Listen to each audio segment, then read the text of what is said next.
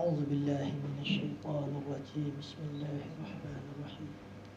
الحمد لله رب العالمين الرحمن الرحيم مالك يوم الدين إياك نعبد وإياك نستعين اهدنا الصراط المستقيم صراط الذين أنعمت عليهم غير المغضوب عليهم ولا الضالين. بسم الله الرحمن الرحيم. اللهم نور qulubana bianwaril Qur'an. Ya Allah, teranglah hati-hati kami dengan cahaya Al-Quran. Allahumma adkhilna al-jannata bi syafa'atil Qur'an. Ya Allah, masuklah kami ke dalam syurga-Mu melalui syafaat Al-Quran. Allahumma najjina minan nar bi hurmatil Qur'an. Ya Allah, lindungilah kami daripada neraka-Mu melalui kemuliaan Al-Quran.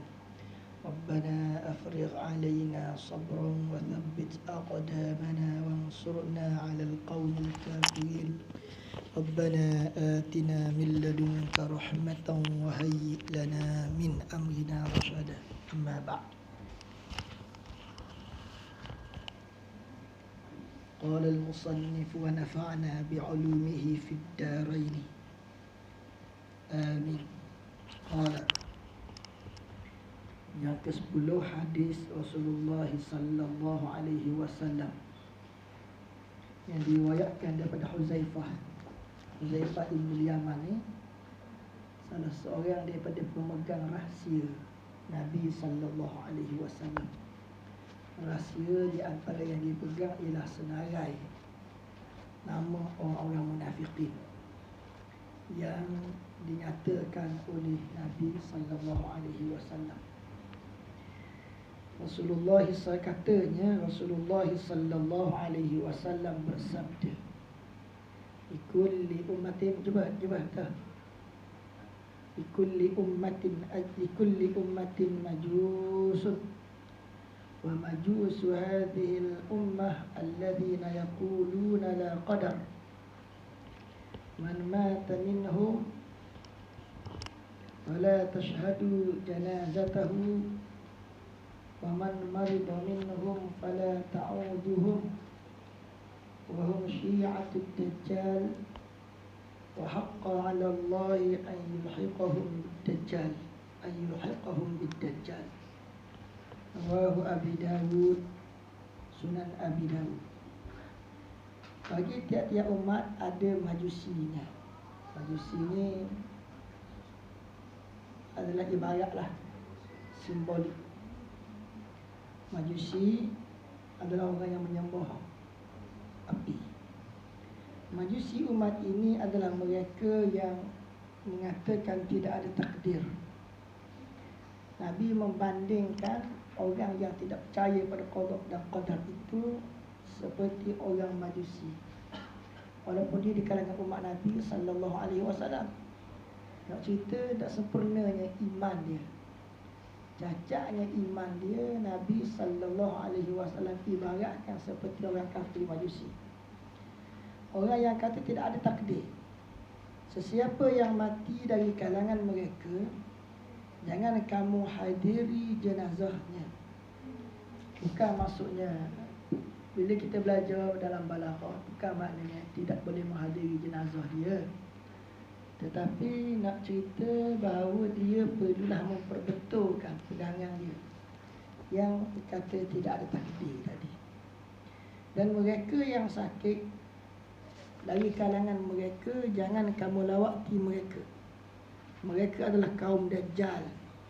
Memang ada hak bagi Allah menghubungkan mereka dengan Dajjal. Maknanya bukan maknanya jangan pergi melawat dia pergi dia sakit. Yang ini nak menggambarkan kejinya mereka. Seolah-olahnya macam tak boleh pergi.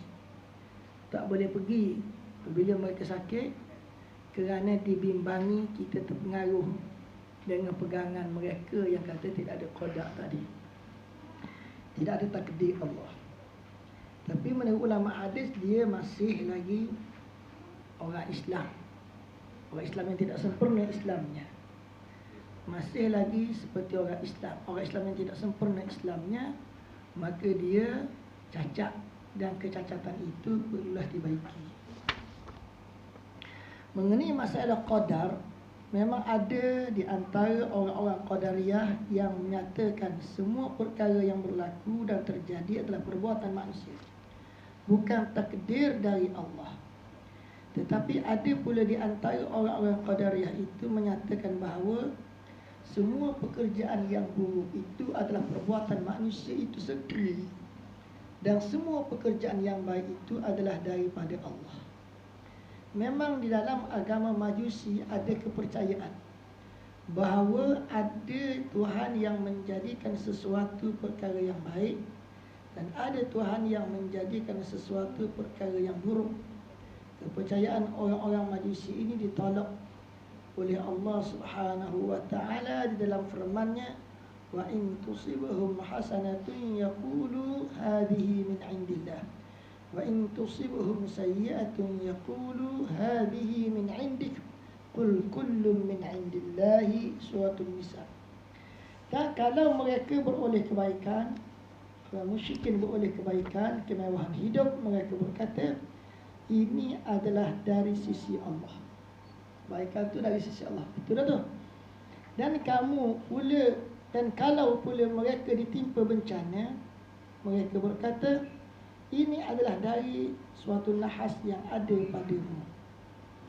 Sebab perbuatanmu jadi macam ni. Dia kata, katakanlah hai Muhammad, semuanya itu kebaikan dan bencana adalah berpunca dari sisi Allah. Ini hak mutlak. I'timad mutlak adalah segala perkara yang berlaku adalah terjadi dari berpunca dari sisi Allah Subhanahu wa taala. Ni hak mutlak.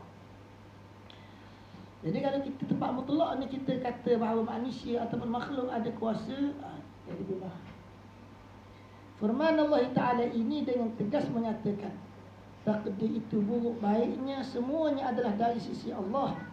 Buruk baik sesuatu perkara yang berlaku dan yang terjadi ke atas diri seseorang itu hanya pada pandangan manusia sahaja, tetapi di sisi Allah adalah sama sahaja, kerana Allah memperbuat apa yang dikehendakinya. Allah Ta'ala, bila kita belajar, Allah Ta'ala itu latifun, lemah lembut. Allah Ta'ala itu jabbarun, maha keras. Memang kita masa lembut tak keras, masa keras tak lembut. Tapi Allah Subhanahu wa taala itu dia merangkumi, dia al-ihata, Allah wal muhita, merangkumi. Mana pada masa dia latif, dalam masa yang sama dia adalah qahar, dia adalah jabbar. Masa Allah Taala lembut, dia juga adalah keras. Masa dia keras, dia juga adalah lembut. Allah Ta'ala itu Rahman dan Rahim. Tapi dalam Rahman dia, dalam Rahim dia, dia mengazabkan orang kafir. Bukan maksud dia dalam Rahman, dalam Rahim dia tidak ada sifat qahar, sifat jabbar. Tak. Dia ada sekaligus. Allah Ta'ala itu Rahman dan Rahim, dia mengazabkan orang kafir juga. Allah Ta'ala itu jabbar, Allah Ta'ala itu muntaqim, Allah Ta'ala itu muhaimin, maha keras. Dia juga merahmati manusia dan juga binatang dan segala-galanya. Duduk dalam rahmat Allah Subhanahu wa ta'ala. Makna apa tu? Nama-nama Allah Ta'ala itu adalah merangkumi. Jadi apabila kita pegangan hati kita, kita kena fahamlah baik buruk itu adalah dari semuanya dari sisi Allah. Tapi kita tak nampak baik tu untuk apa jadi baik. Buruk, kenapa Tuhan buat ada benda buruk? Ada benda baik, ada benda buruk. Okay. Benda baik kita tak petikan mana. Kalau mari kita sihat, tak ada pertikaian lah. Kalau mari kita rezeki murah, itu rezeki terbuka luas, tidak ada pertikaian lah. Tapi bila Allah Subhanahu wa taala bawa mari sakit, Allah Taala bawa mari kesempitan dalam hidup, kita akan tanya, hey Tuhan, kenapa kau bawa mari kepada aku ujian macam ni? Ini jadi ujian kepada kita sejauh manakah kita beriman kepada qada dan qadar Allah Subhanahu wa taala itu. Maka datanglah perasaan ra', perasaan tidak yakin. Dengan datang ujian Allah tadi, hati kita jadi tidak yakin. Sini kita untuk jadi yakin perlu membuka hijab. Hijab itulah yang menutupi hati kita daripada yakin, hati kita jadi tidak yakin. Sekarang kita nak kembali kepada yakin. Cara nak kembali kepada yakin ialah kita kena buka hijab tadi. Hijab kita buka, dia duduk tengah jalan. Hati ada yakin, tempat duduk yakin. Okay, ini akal, ini hati. Dua benda yang berbeza walaupun berada di dalam diri kita. Dua-dua kait dengan diri kita, tapi dua benda yang berbeza. Kalau air daripada tempat tinggi dia mengalir turun tempat rendah.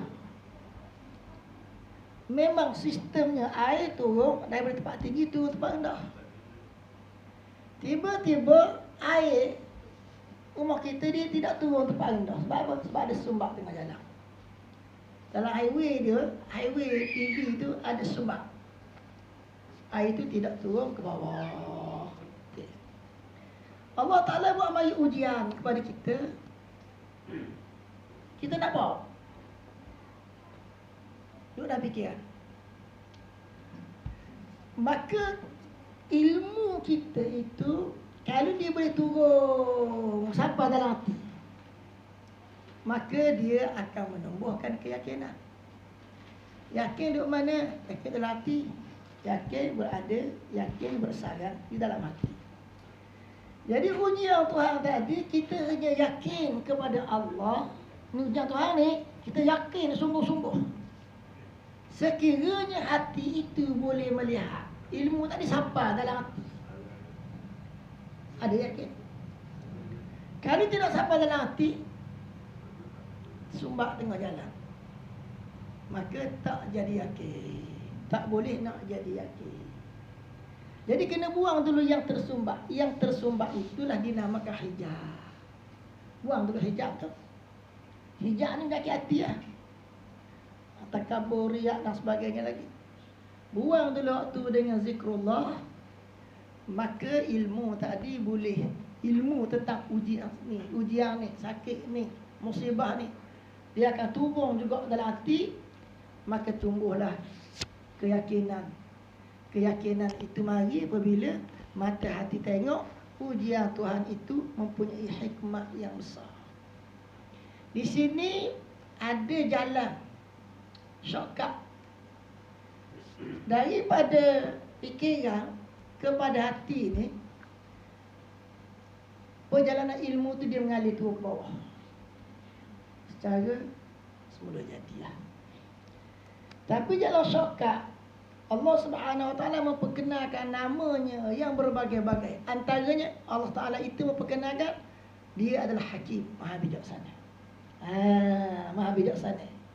Beza dengan Alim, Maha mengetahui. Dalam nama-nama Allah yang 99 itu, kita kena faham dulu. Bila kita belajar akidah, nama Allah bukan terbatas kepada 99 sahaja. Nama Allah itu tidak terhingga, tidak terhitung banyaknya. Tak mampu kita nak hitung. Tapi kita sebut 99 kerana Nabi dalam satu hadis sebut 99. Jadi 99 yang hadis disebut adalah merupakan kunci asas. Maknanya kalau kita zikir satu-satu, Ar-Rahman, Ar-Rahim, Al-Malik, satu sampai yang ke-99. Dalam kita zikir itu Allah Ta'ala buka hijab, maka kita memahami ada lagi nama-nama Allah yang lain. Ulama buat macam-macam lah berdasarkan yang Tuhan buka pada mereka. Allah Ta'ala itu alim. Allah Ta'ala itu alimul ghaib wa syahadah. Allah Ta'ala itu alamul ghuyub. 3 dah situ. Bab ilmu saja. Okay. Jadi Dalam nama-nama Allah, sekarang kita ambil kunci-kunci besar. Nama-nama Allah yang 99 itu, kita ambil satu, namanya Allah Ta'ala itu Hakim, Maha Bijaksana. Kita mau berzikir. Kita berzikir. Berzikir dengan nama Allah Al-Hakim tadi. Ini antara jalan shortcut untuk memahami bahawa ujian susah, ujian sakit itu takdir yang mempunyai hikmah dia yang tersendiri. Zikir lain boleh juga, lambatlah sikit. Dah kenapa zikir lain lambat sikit? Zikir Ya Hakim tadi cepat. Ya Hakim jalan shortcut, orang ambil jalan yang agak panjang. Kenapa Allah Subhanahu Wa Taala buat ada jalan shortcut untuk memahami bahawa kehidupan ini susah, itu ujian daripada dia, ketentuan daripada Allah. Allah Ta'ala buat tu sebab nama dia Al-Hakim, dia beritahu kepada kita. Kita mau zikir, kita mau rasa, oh ni jalan shortcut nak faham rahsia ujian Tuhan atas diri kita. Allah Ta'ala buat gitu sebab apa? Kenapa? Macam mana kita nak faham? Okay. Ini nak menerangkan kepada kita bahawa tiap-tiap aspek kehidupan kita adalah memerlukan kepada kita kena belajar asma' dia yang berbeza-beza. Belajar asma'nya yang berbeza-beza ketika kita berada dalam sudut kehidupan yang berbeza-beza. Jadi zikir lain, ambil asma' lain pun boleh, tak ada masalah. Jauh sikit perjalanan dia. Ambil zikir ni, dekat sikit perjalanan dia. Untuk kita memahami Hakim itu, nak faham rahsia Allah Subhanahu Wa Ta'ala buat ujian ni, inilah yang terbaik pada kita. Hakim. Dan contoh lain, bila tahu bagi ujian pada kita sakit, kita nak belajar mengenali Allah melalui Allah itu Al-Adlu. Adil ni tidak ada di tangan manusia. Dan kita tidak akan menemui adil yang mutlak berada di tangan manusia. Carilah keadilan itu daripada mana-mana manusia. Tak akan jumpa keadilan yang mutlak. Kerana keadilan yang mutlak itu milik Allah, maka Allah Ta'ala nak cerita benda tu hak dia, bukan hak makhluk. Allah Ta'ala beritahu, menamakan Al-Adlu sebagai satu daripada nama dia. Okey, kita pun zikir Ya Adlu. Zikir dengan zikir itu, kita melalui jalan yang lain, tapi dapat ada faham. Setelah kita zikir, kita akan dapat memahami ujian Allah itu adalah merupakan suatu yang mempunyai makna menunjukkan kepada keagungan Allah. Hamba itu maha perlulah meredai ujian Tuhan tadi. Ni kita buat asma yang berbagai-bagai tadi. Itu apa tu? Kita kiaslah dengan kehidupan kita. Nak pergi ke satu destinasi, ada jalan yang banyak kita boleh lalui. Sebab apa dalam kehidupan ni, kita nak pergi satu destinasi, kita boleh lalu ke jalan ni. Tak nak jalan ni, jalan ni. Tak jalan ni, jalan ni. Itu adalah pelajaran yang nak menyampaikan kita kepada sebenarnya beriman kepada qada dan qadar Allah Subhanahu Wa Ta'ala. Allah Ta'ala berfirman lagi, fa'alul lima yurid. Allah itu yang berkuasa melakukan segala yang dikehendakinya. Iradah Allah, iradah yang mutlak. Iradah Allah tidak terbatas dan tidak terhalang oleh iradah makhluk. Iradah makhluk ni, kehendak makhluk, Tuhan bagi pinjam sikit je, secebik sahaja daripada iradahnya yang luas, yang mutlak tadi. Okay. Manusia tidak boleh lari daripada takdir Allah. Ini satu keimanan yang perlu kita imani. Dalam hidup dan kehidupan manusia sehari-harian, mereka tidak boleh lari daripada takdir Allah yang telah ditentukan dan ditetapkan Allah kepada seseorang manusia itu. Mana kita faham? Kita kata kita faham dah. Manusia tidak lari daripada takdir Allah. Kita kata kita faham lah. Siapa faham? Akal. Faham macam mana? Kau cara belajar. Masalahnya bila mari ujian yang buruk tadi, kita pun tertanya-tanya, hei Tuhan, kenapa? Hei Tuhan, kenapa? Hei Tuhan, kenapa? Kalau kita faham, kenapa kita bertanya-tanya? Tuhan kenapa? Bila datang ujian tadi? Ini nak menerangkan bahawa faham duduk dalam akal dengan faham duduk dalam hati itu suatu hal yang berbeza, berlainan. Jadi bila kita manusia tidak boleh lari daripada takdir Allah, ni bab akidah ni, mesti duduk dalam hati. Makna mesti duduk dalam hati itu ialah bila mari ujian, kita tenang, kita tak kisah. Tapi kita nak buat macam tu. Tak nak buat. Mari ujian, mesti kita keluh kesah. Di sinilah menjadikan pada kita pelajaran. Ujian tu menjadi pelajaran yang perlu kita belajar dalam kehidupan kita. Pelajaran apa? Pelajaran yakin. Punya fikiran tahu dah. Tapi tak yakin lagi. Nak bagi jadi yakin, kita lalu hari-hari tu. Kita belajar apa? Belajar bab yakin. Belajar bab yakin. Bab akidah pendek je belajar. Kalau dengan akal, bab akidah. Dari sekolah rendah tu. Habis dah. Kita rasa banyak dah. Maknanya cukup dah. Tapi adakah kita belajar masa darjah 3? Kita belajar masa darjah 4? Allah berkuasa. Boleh kita pegang ke? Belum sepenuhnya lagi. Inilah pelajaran tauhid itu, pelajaran hati. Jadi manusia bila diuji, manusia tidak boleh lari daripada takdir Allah. Ilmu ni nak bagi masuk dalam hati bagaimana. Dengan erti kata yang lain, seorang manusia sepanjang hidupnya tertaluk di bawah takdir Allah yang Maha Esa dan berkuasa. Walaupun mereka berusaha dengan sedaya upayanya untuk lari daripada takdir Allah, mereka tidak akan dapat lari daripada takdir Allah. Boleh lari tak? Tak boleh lari. Tapi jiwa nak lari. Akal tahu dah tak boleh lari. Jiwa nak lari. Bagaimana nak suruh jiwa yang nak lari itu supaya jangan lari? Duduk situ. Menghayati, belajar, sampai jadi tenang, sampai jadi faham. Jiwa faham. Ujian Tuhan ni takdir Allah Ta'ala. Hati menerima. Inilah yang ulama ajar kita sebut la haula wala quwwata illa billah. La haula wala quwwata illa ni bawah sekali. Dalam zikir, dalam zikir tanaman syurga yang Nabi Ibrahim ajar pada Nabi. Mula-mula subhanallah. Walhamdulillah nombor 2. Wala ilaha illallah nombor 3. Allahu akbar nombor 4. Subhanallah walhamdulillah wala ilaha illallah wallahu akbar wala haula wala quwwata illa billah. Benda hak Nabi Ibrahim ajar pada Nabi sallallahu alaihi wasallam ni 5 ni benda. Yang pertama, subhanallah itu gambaran rohani kita berada di alam malaikat. Kita mari daripada alam tinggi. Alam mana? Alam tinggi itu alam malaikat. Di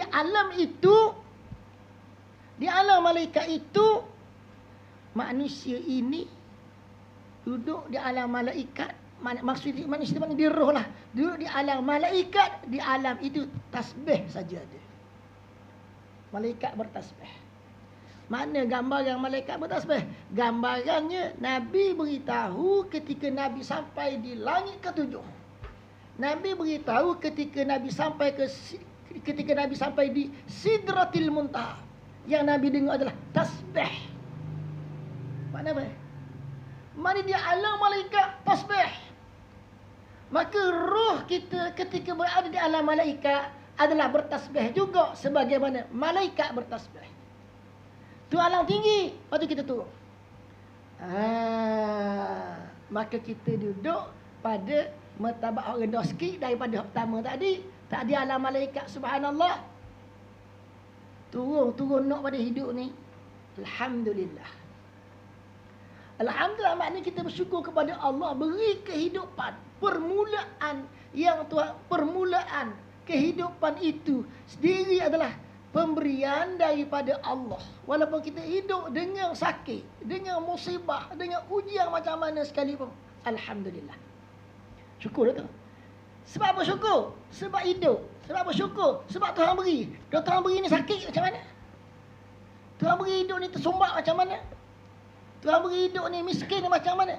Macam mana, tak macam mana? Di situ ada ada alhamdulillah, syukur dulu. Baru boleh jalan orang lain.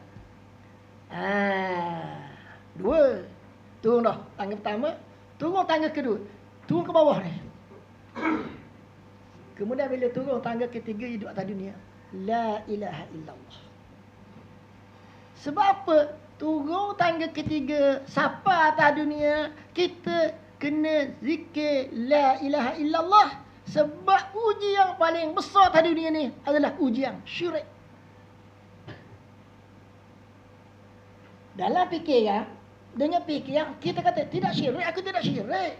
Aku mengesahkan Allah dengan fikiran.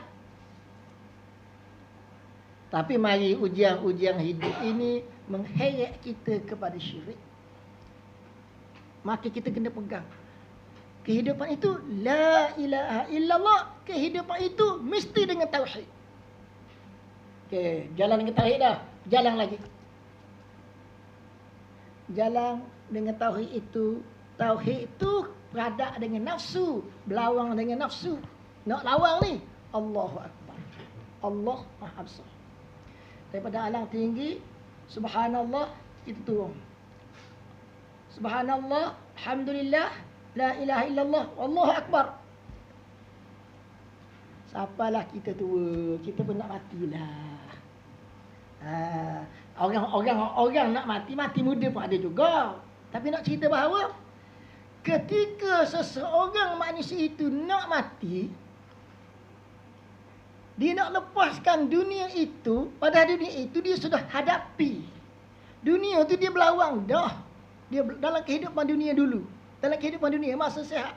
Dia sudah berlawan dengan melihat Allah itu yang Maha Besar, bukan nafsu dia yang besar. Allahu Akbar. Tuhan besar. Nafsu aku tidak besar. Nak tinggal dunia ni, dia melihat nafsu dia tidak besar. Tuhan yang Maha Besar, kena ikat lagi. Dengan belenggu nafsu itu, nak lepas ni, la haula wala quwata illa billah. Tuhan, aku tidak ada apa-apa. Dan aku tidak memiliki apa-apa. Melainkan-Mu lah ya Allah. Jiwa genggang nafsu. Jiwa itu nak melepaskan nafsu, mesti dengan la haula wala quwata illa billah. La haula wala quwata illa billah. Itu ialah jiwa yang pegang nafsu itu, genggang kemak-kemak, kita nak suruh dia lepaskan nafsu. Fikiran yang ada dalam fikiran, faham yang ada dalam fikiran, dia mengalir masuk dalam hati, tidak ada apa-apa. Aku ni tidak ada apa-apa ya Allah, yang ada adalah Engkau. Boleh lepas nafsu itu, sejahteralah keadaan mati.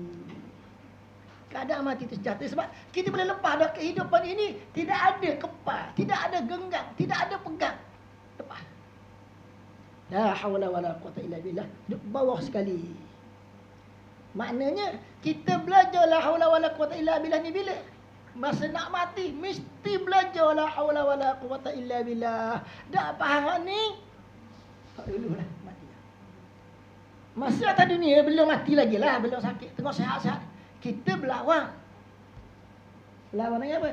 Berlawan dengan nafsu kita. Nafsu kita yang besar, kita kecilkan dia. Dia lagi besar, kita kecilkan lagi. Allahu Akbar.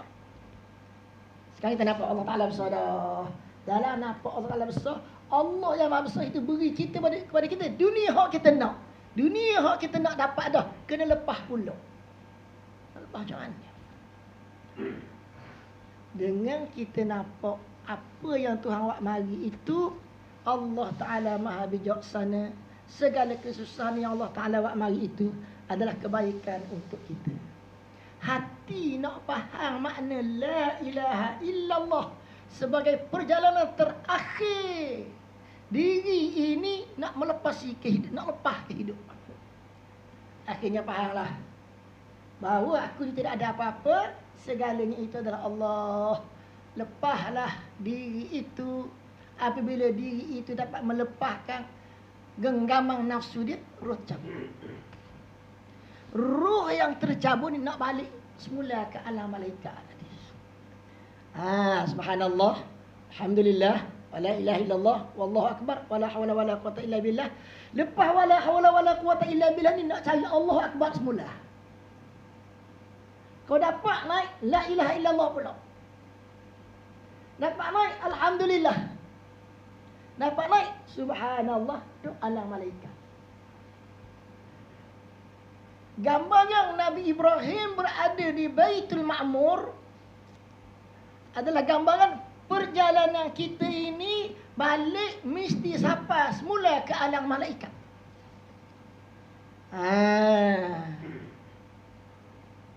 Dan perjalanan itu digambarkan Nabi sampai tempat tu. Nabi sampai di Baitul Ma'mur, Nabi melihat Nabi Ibrahim alaihissalam. Pelajaran apa ni? Pelajaran bahawa kamu datang daripada alam malaikat, kamu mesti kembali bagi sampai juga semula, sampai semula ke alam malaikat itu. Ulama sebut apa? Ulama sebut kita datang daripada alam malakut, kita akan balik semula ke alam malakut. Alam malakut tu alam malaikat lah. Alam malaikat tu tempat asal roh kita lah. Hak tinggi tu. Jatuh bawah. Jatuh bawah penuh dengan ujian. Dalam ujian ni kita nak la ilaha illallah, Allahu akbar, la hawla wala quwata illa billah. 3 ni naik semula. Jadi kalau masa jatuh bawah ni tidak ada 3 ni. La ilaha illallah ada. La hawla wala quwata illa billah tidak ada. Hidup berjaya dah dengan syariat. Tapi nak lepaskan nafsu, masa kita mesti melepaskan nafsu kerana ajal sudah datang. Lepaskan nafsu. Tak boleh nak lepas. Sebab la ilaha illallah masuk dah. La hawla wala quwata illa billah dak masuk lagi dalam hati. Dalam akal masuk dah. Dalam hati tidak masuk lagi.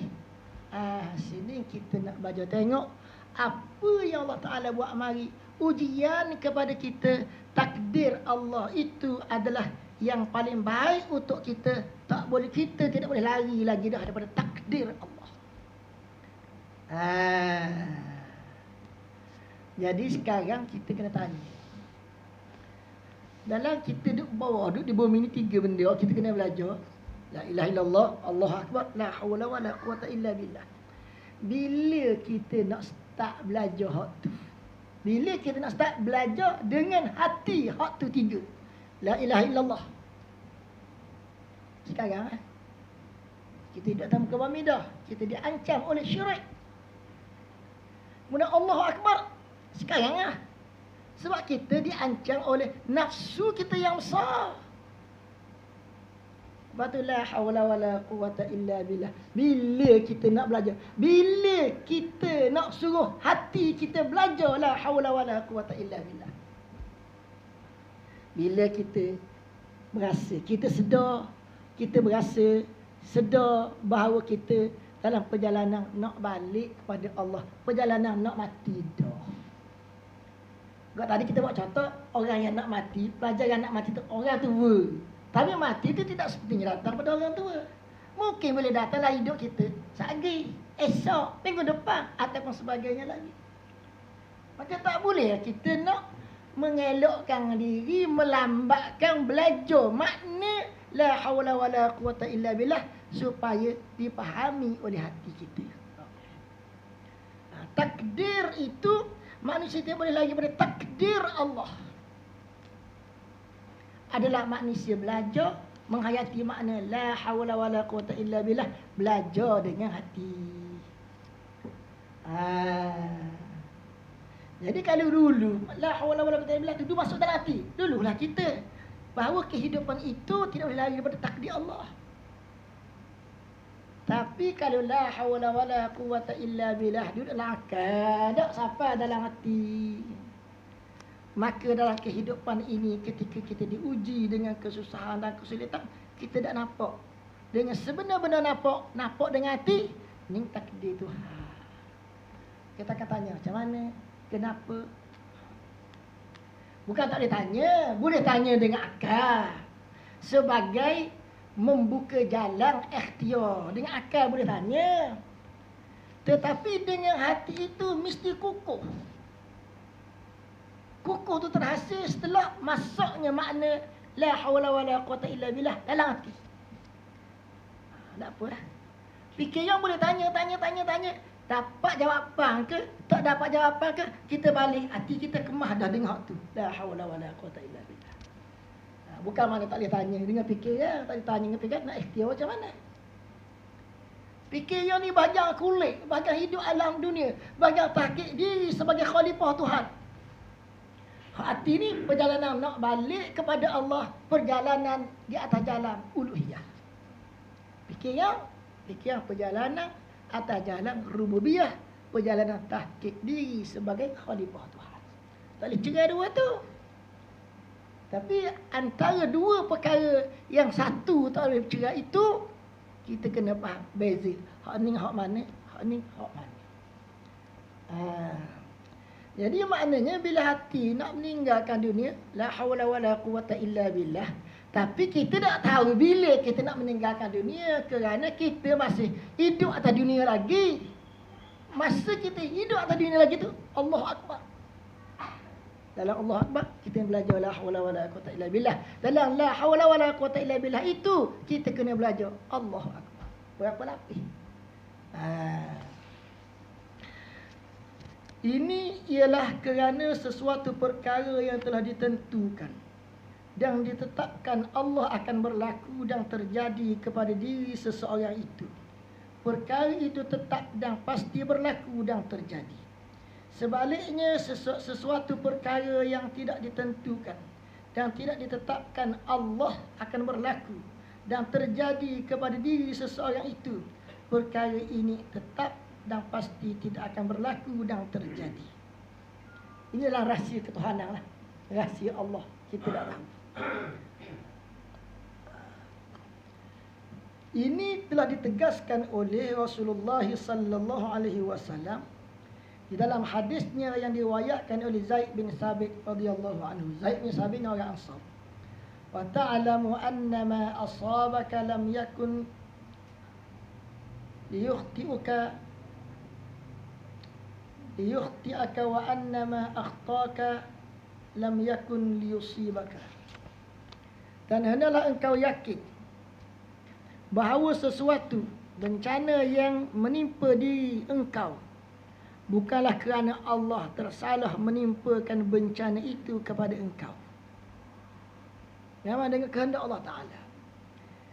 Dan sesuatu bencana yang tidak menimpa diri engkau bukanlah kerana Allah tidak mahu menimpakan bencana itu kepada engkau. Jadi mari tak comel sikit.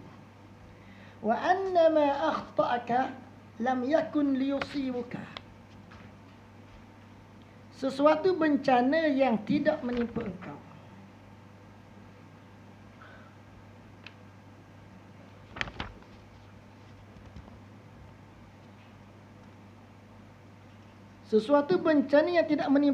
bukanlah kerana Allah tidak mahu menimpakan bencana itu kepada engkau.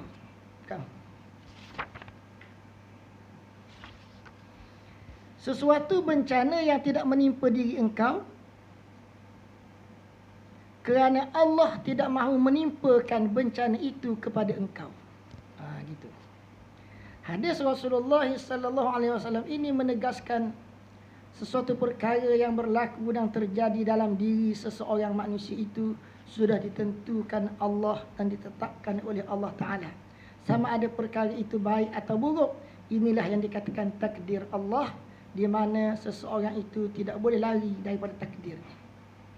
Misalnya, seseorang itu berusaha dengan sepenuh usaha mencari wang, tetapi wang yang dicarinya itu tidak diperolehinya ataupun boleh sikit.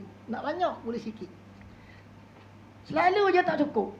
Contohlah, walaupun mereka telah berusaha ke sana ke sini siang dan malam mencari wang tadi, Ini ialah kerana Allah belum memberi kepada manusia, kepada mereka wang yang mereka cari itu, dan takdir Allah belum menetapkan dan menentukan seseorang itu mendapatkan wang. Ini pegangan dalam hati. Rezeki yang datang kepada kita adalah ditentukan oleh Allah Subhanahu wa taala. Kerana Allah Taala itu huwa Razzaq. Allah Taala memberikan rezeki kepada sesiapa yang ia kehendaki, dan dia tidak berikan rezeki kepada sesiapa yang dia kehendaki. Namun begitu di sana ada satu bab besar yang berkaitan dengan hamba, iaitulah manusia itu tidak mengetahui berapa banyak Tuhan nak berikan kepadanya. Maka manusia itu perlu berusaha. Usahalah sebagai seorang hamba yang beriman kepada Allah Subhanahu wa taala. Okey, dia nak banyak, Tuhan beri sikit. Tuhan beri sikit itu, yang dia dapat itu, itulah ketentuan Tuhan kepada dia. Takdir.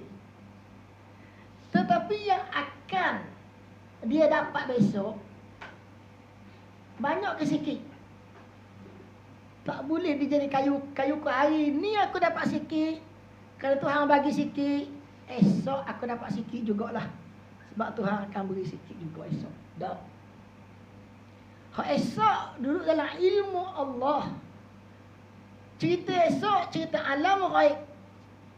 Cerita esok kita tak tahu rezeki kita banyak ataupun sedikit. Kita tak tahu.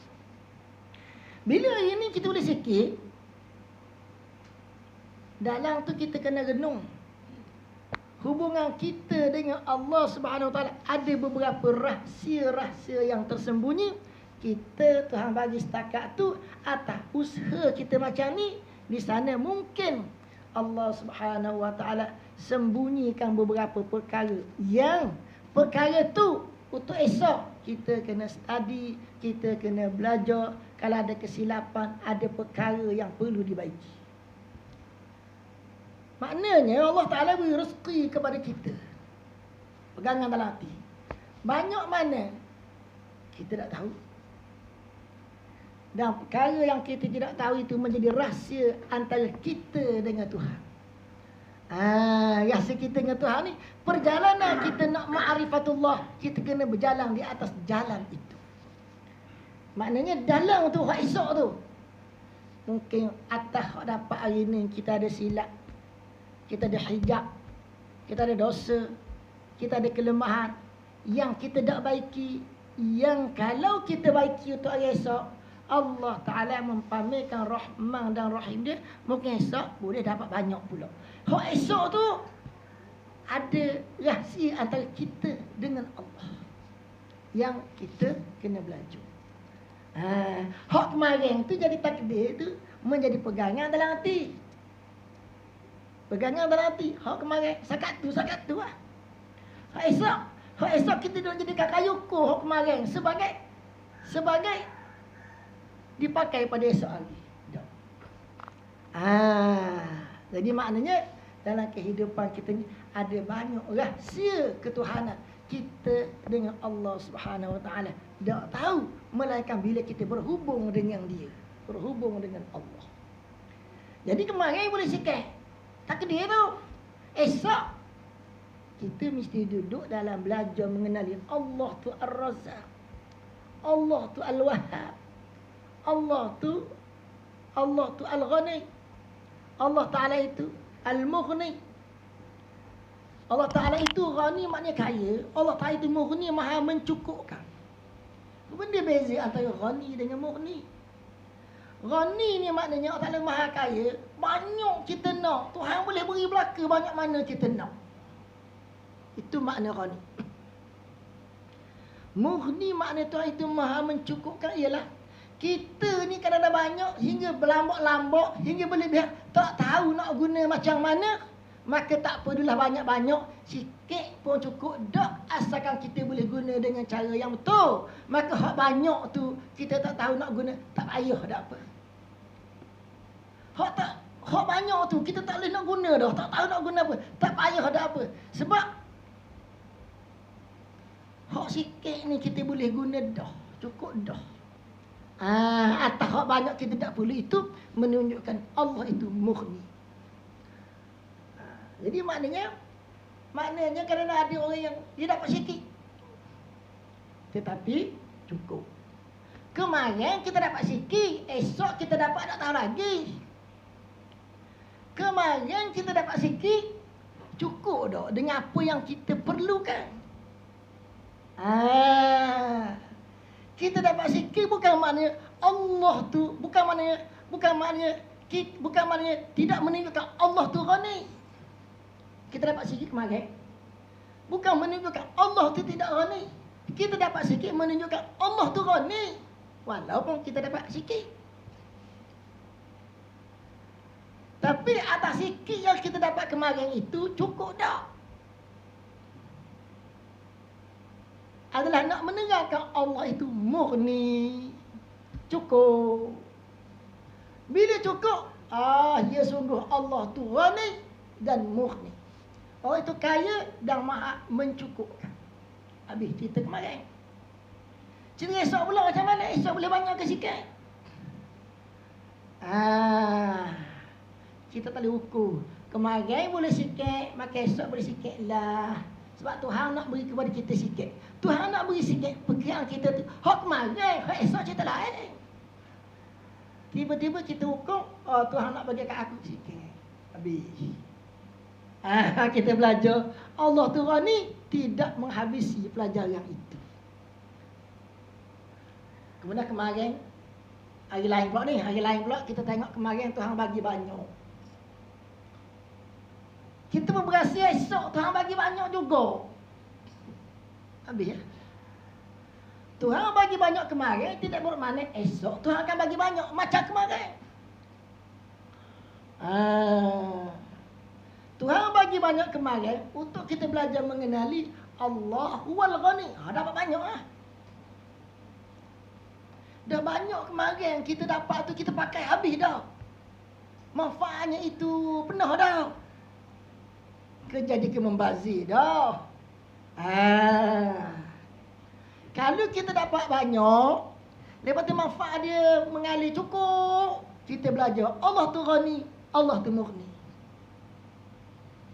Tapi kalau dapat banyak, tu tak ada guna dah, membazir. Kita dapat 10, kita pakai 2, 8 lagi tu tak tahu nak buat apa, tak tahulah. Kita kenal Allah tu ghani, Allah tu murni, kita tak kenal lagi. Kalau ikut jiwa nak banyak setiap hari ya. Kemarin pun nak banyak, esok pun nak banyak. Tapi hak kemarin boleh banyak ke boleh sikit? Sejauh mana kita kenal Allah itu ghani dan Allah itu murni, maha kaya dan maha mencukupkan. Kemarin Allah Ta'ala bagi kita sikit. Dia nak menunjukkan dia tu ghani dan murni. Ataupun kemarin dia bagi banyak. Dia bagi banyak nak menunjukkan dia tu ghani dan murni. Dia maha kaya dan maha mencukupkan. Bukan maknanya hari kemarin Tuhan bagi sikit nak tunjuk dia tu ghani, dia tidak murni. Lepas tu bila kemarin dia bagi banyak, dia nak menunjukkan dia ghani dan dia murni. Dah. Allah itu ghani dan murni sepanjang masa. Sama ada kita dapat banyak ataupun sikit, dia tetap ghani dan murni. Ini cerita kemarin. Cerita esok kita tak tahu lagi. Banyak ke sikit kita dapat. Esok kita tak tahu lagi kita dapat banyak ke sikit. Tetap Allah Ta'ala itu ghani dan murni. Lepas tu nak bagi kepada kita banyak ke sikit. Ni rahsia. Dia dengan kita. Nak suruh kita belajar dia tu. Nak suruh kita belajar. Biar kita kenal. Kita kenal dia tu ghani dan dia adalah murni. Dia adalah maha kaya dan maha mencukupkan. Jadi Allah Subhanahu wa ta'ala memberikan kepada hamba dia dengan sesuatu yang dinamakan takdir. Hak dia dapat. Hak akan dapat bukan dalam pengetahuan kita, tetapi itu menjadi rahsia ketuhanan. Rahsia Allah tu Razzaq, Allah tu Mughni, Allah tu Ghani, Allah tu Mughni. Rahsia yang kita tak nampak lagi. Esok kita belajar lagi pula. Belajar yang sama. Mari belajar ada Allah tu Ghani, Allah Mughni. Atau boleh banyak, ataupun atau boleh sikit. Misalnya seseorang, begitu juga ada mereka yang berusaha untuk menjadi seorang pegawai tinggi dan berkuasa dalam pentadbiran. Daripada kecil lagi dia belajar niat nak jadi pegawai besar, supaya orang menyanjungi dia.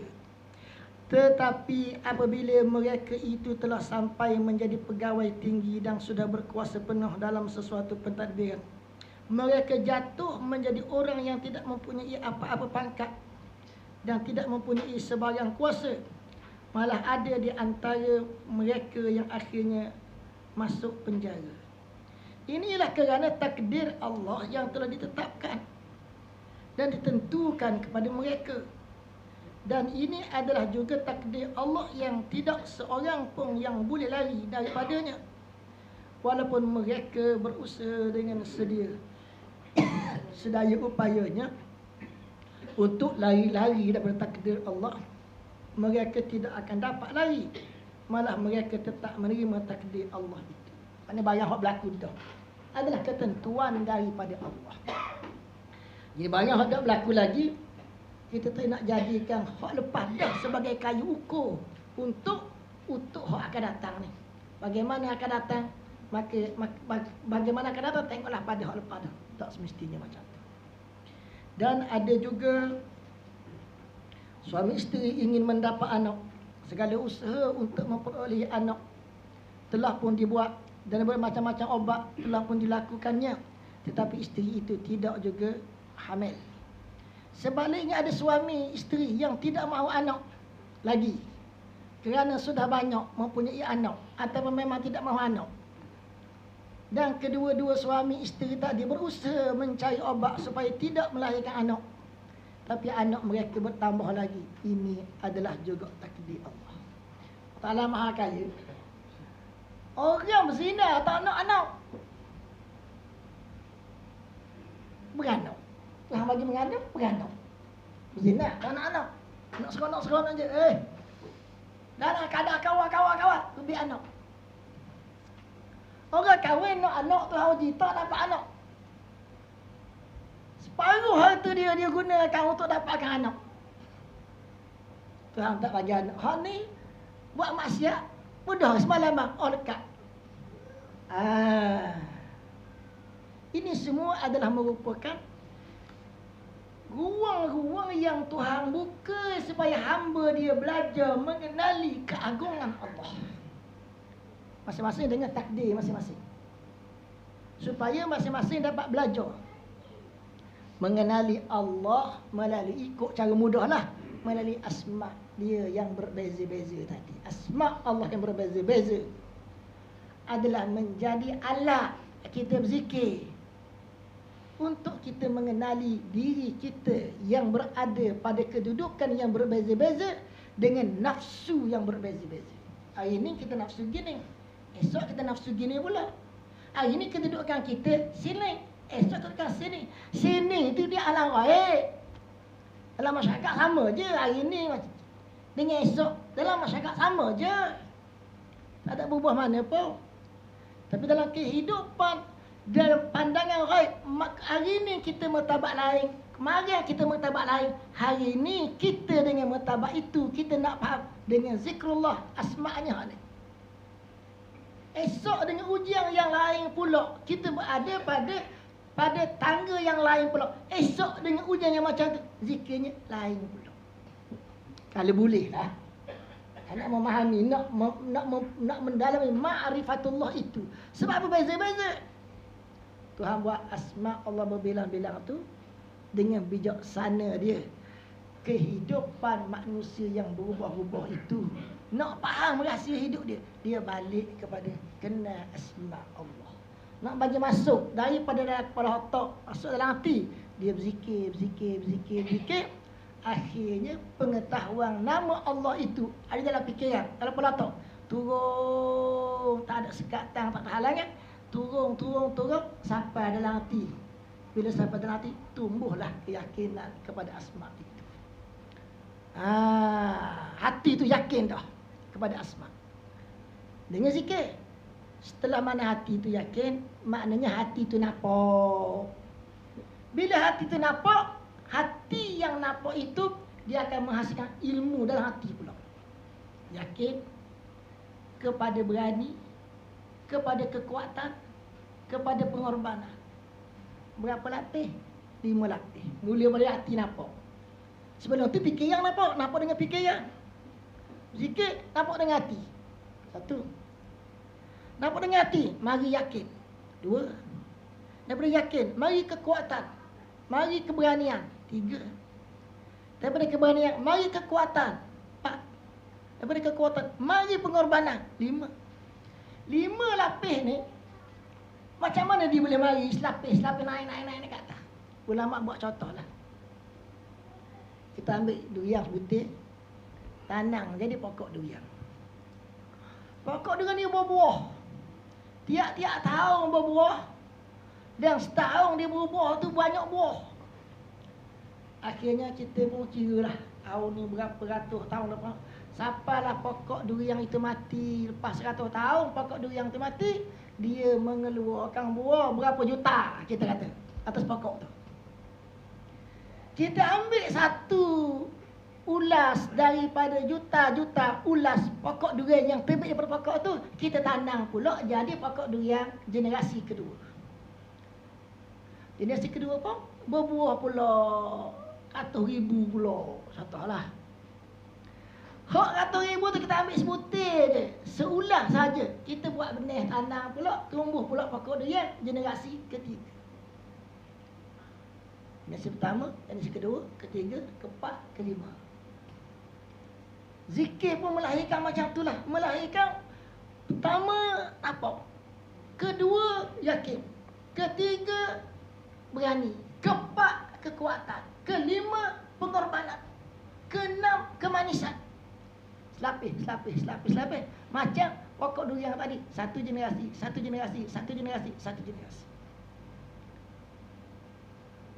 Atas banyak-banyak ambil sebutir jadi banyak. Hak banyak tu ambil sebutir pula jadi banyak lagi pula. Tolong daripada ambil sebutir, hak baki-baki banyak butir lagi tu, kalau dibuat begitu juga. Macam mana? Satu dunia penuh dengan durian saja. Satu dunia ni penuh dengan pokok-pokok yang ditanam. Nak cerita luahnya kurniaan Allah kepada hamba dia.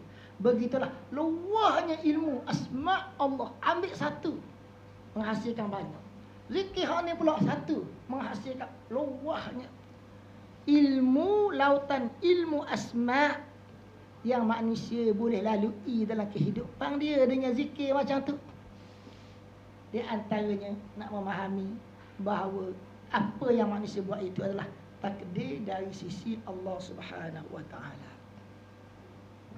Jadi marilah kita lihat kat sini bahawa Allah Subhanahu wa taala mewajibkan kepada kita beriman kepada qada dan qadar, beriman kepada takdir, dan hak ini menjadi pekerjaan hati. Allah Taala buat selain daripada pekerjaan hati ada fikiran. Fikiran ni untuk kita kembangkan usaha kita. Hak ni kerja rububiyah, kerja mentahqiqkan diri sebagai khalifah Allah di atas muka bumi. Antara dua ni ada kaitan kita, antara dua ni bagaimana kita nak menyempurnakan kedua-duanya. Inilah memerlukan kepada kita belajar, kita memahami perjalanan tauhid, supaya dengan itu kita boleh balik kepada Allah Subhanahu wa taala dalam keadaan yang Allah Subhanahu wa taala terima kita sesempurnanya kalau boleh. Kunci duduk mana? Subhanallah, alhamdulillah. Sekarang la ilaha illallah, lawan nafsu, Allahu akbar. Nak lepaskan nafsu itu, nak lepaskan dunia itu, la haula wala quwata illa billah. Habis hati kita. Nak balik semula daripada la haula wala quwata illa billah. nak faham Allahu Akbar, nak faham la ilaha illallah, nak faham alhamdulillah, naik sampai kepada subhanallah. Mesti nak tu bagaimana. Ini perkara yang perlu kita renung, yang melibatkan kepada hati kita beriman kepada Allah. Mudah-mudahan Allah Ta'ala masukkan kita di kalangan hamba-hambanya yang dirahmati dan diampuninya. Allahumma alif baina qulubina wahid sufufana wajma' kalimatana. Allahumma ij'alna min awliyaika as-salihin wa ibadika al-muqarrabin. اللهم ول أمورنا خيارنا ولا تول أمورنا شرارنا. اللهم انصر الإسلام والمسلمين وأذل الشرك والمشركين ودمر الكفرة والمنافقين وأهلك أعداءك أعداء الدين فانصرنا على القوم الكافرين. اللهم انصر إخواننا المجاهدين في فلسطين. اللهم انصر إخواننا المجاهدين في غزة. اللهم انصر الإسلام والمسلمين في فلسطين. اللهم أهلك اليهود اللدود. ربنا آتنا في الدنيا حسنة وفي الآخرة حسنة وقنا عذاب النار. سبحان ربك رب العزة عما يصفون وسلام على المرسلين والحمد لله رب العالمين.